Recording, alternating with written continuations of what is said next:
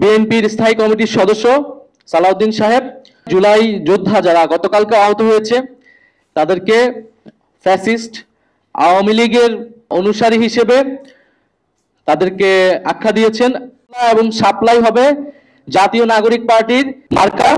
সেই মার্কা নিয়ে আমরা নির্বাচনে অংশগ্রহণ করতে চাই।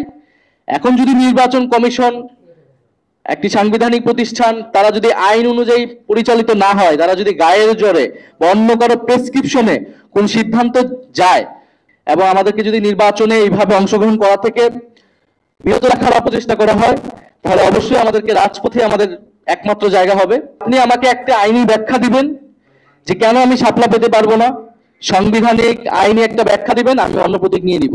বিএনপির স্থায়ী কমিটির সদস্য সালাউদ্দিন সাহেব উনি গতকালকের ঘটনায় জুলাই যোদ্ধা যারা গতকালকে আহত হয়েছে তাদেরকে ফ্যাসিস্ট আওয়ামী লীগের অনুসারী হিসেবে তাদেরকে আখ্যা দিয়েছেন। আমরা তীব্র নিন্দা এবং প্রতিবাদ জানাচ্ছি। হয়তো তিনি ভুলবশত, হয়তো তার কাছে তথ্য না থাকার কারণে তিনি এরকমটা বলেছেন। যেহেতু তিনি দীর্ঘদিন দেশে ছিলেন না, যেহেতু তিনি জুলাই অভ্যুত্থানের সময় দেশে ছিলেন না, রাজপথে ছিলেন না, সেহেতু হয়তো তিনি জানেন না যে কে রাজপথে ছিল, কারা লড়াই করেছিল, কারা বুলেটের সামনে দিয়ে দাঁড়িয়েছিল।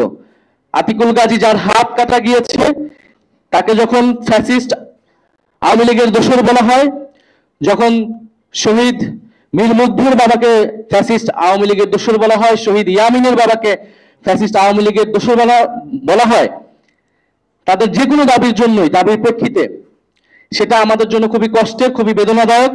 ফলে আমাদের আহ্বান থাকবে তিনি তার এই বক্তব্য অবিলম্বে প্রত্যাহার করবেন এবং সেই আহত যোদ্ধা এবং শহীদ পরিবারদের কাছে ক্ষমা চাবেন এবং তাদের সাথে বসে জুলাই গণ অভ্যুত্থানের গল্পটা শুনবেন, ইতিহাসটা শুনবেন, কারা লড়াই করেছিল, কিভাবে লড়াই করেছিল, কিভাবে এই দেশ স্বাধীন হয়েছিল এবং আজকে আমরা এখানে কথা বলতে পারছি।